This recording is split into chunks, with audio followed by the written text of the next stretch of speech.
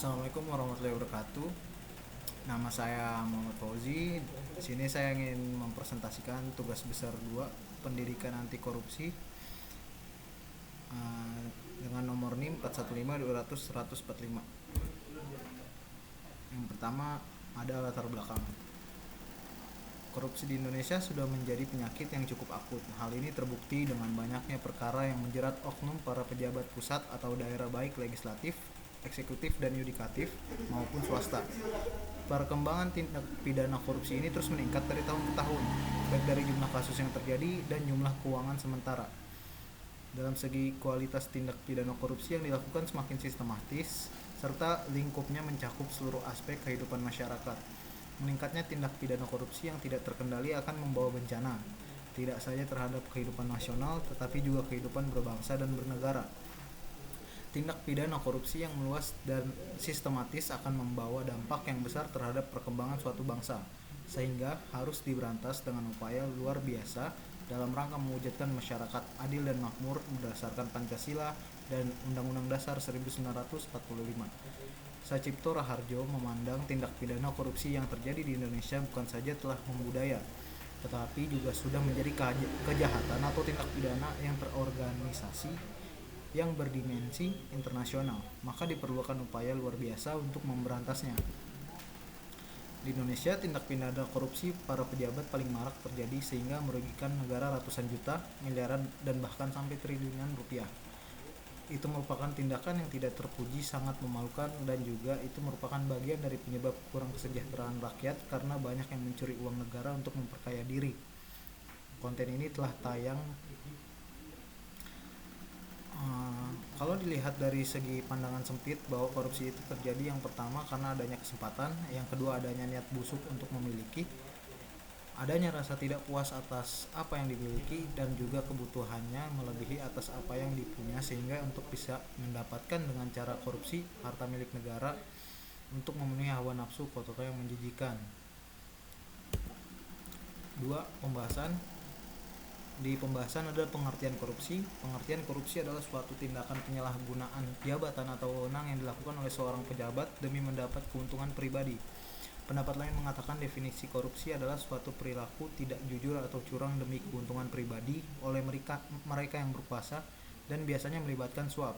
Korupsi dapat juga didefinisikan sebagai suatu tindakan penyalahgunaan kepercayaan yang dilakukan seseorang terhadap suatu masalah atau organisasi demi untuk mendapatkan keuntungan. Kemudian ada pengertian tindak pidana korupsi. Istilah tindak pidana adalah berasal dari istilah yang dikenal dalam hukum Belanda, yaitu strafbaarheid. Strafbaarheid terdiri dari 3 kata, yakni strafbaarheid yang mana straf diterjemahkan dengan pidana dan hukum, sedangkan bar diterjemahkan dengan dapat dan boleh, sedangkan kata feit terjemahkan dengan tindak, peristiwa, pelanggan, dan perbuatan.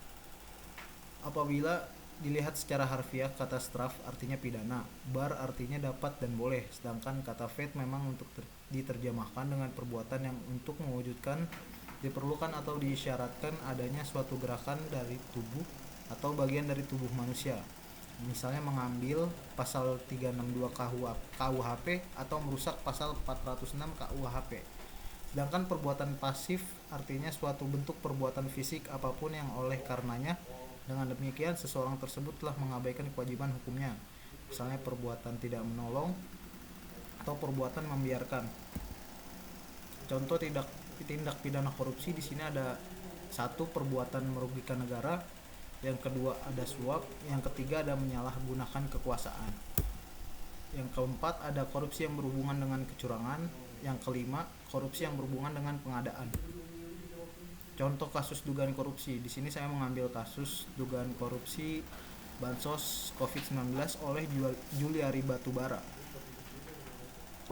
Di sini kasus dugaan penerima suap oleh Julia Batubara bermula dari penunjukan kedua tersangka lainnya, yakni MJS dan AW sebagai pejabat pembuat komitmen dalam pengadaan dan penyaluran bansos untuk penanggulangan COVID dari Kemensos. Pada pelaksanaan paket bansos sembako periode pertama, Imbudia diduga diterima fee 12 miliar yang pembagiannya diberikan secara tunai. Adapun total sekitar 8,2 miliar yang diterima JPB. Pemberi uang tersebut selanjutnya dikelola oleh Eka dan SN selaku orang kepercayaan Juliari untuk digunakan membayar berbagai keperluan pribadi sang menteri. Dalam kasus dugaan suap bansos COVID-19 itu, Juliari disangka melanggar pasal 12 huruf A atau pasal 12 huruf B Pemberantasan Tindak Pidana Korupsi Jungto pasal 55 ayat 1 ke 1 KUHP. Kemudian ada kesimpulan dan saran. Sini kesimpulannya, korupsi adalah suatu tindakan penyalahgunaan jabatan atau wewenang yang dilakukan oleh seorang pejabat demi mendapatkan keuntungan pribadi. Dalam korupsi ada namanya tindak pidana korupsi. Tindak pidana korupsi berasal dari istilah yang dikenal hukum Belanda strafbaarheid, yang mana straf artinya pidana, bar artinya dapat dan boleh, sedangkan kata feit memang diterjemahkan dengan perbuatan yang untuk mewujudkan diperlukan atau disyaratkan adanya suatu gerakan dari tubuh atau bagian dari tubuh manusia. Saran di sini, untuk menghindari korupsi kita harus menanamkan rasa takut kepada Tuhan saat ingin melakukan kesalahan. Kita sering berpikir dosa itu bisa dihapus kalau sudah tobat. Mungkin kita akan santai saja saat uang jutaan rupiah hasil korupsi sudah tersimpan dengan aman, tapi pernahkah berpikir saat akan mengkonsumsi uang haram akan terjadi sesuatu hal dari Tuhan yang tidak disangka-sangka? Di satu sisi kita memang terlihat untung, tapi di sisi lain akan ada cara Tuhan untuk menghilangkan uang kita 2 kali lipat, bahkan puluhan kali lipat dari jumlah korupsi tersebut. Kemudian ini referensinya. Sekian dari saya, terima kasih. Wassalamualaikum warahmatullahi wabarakatuh.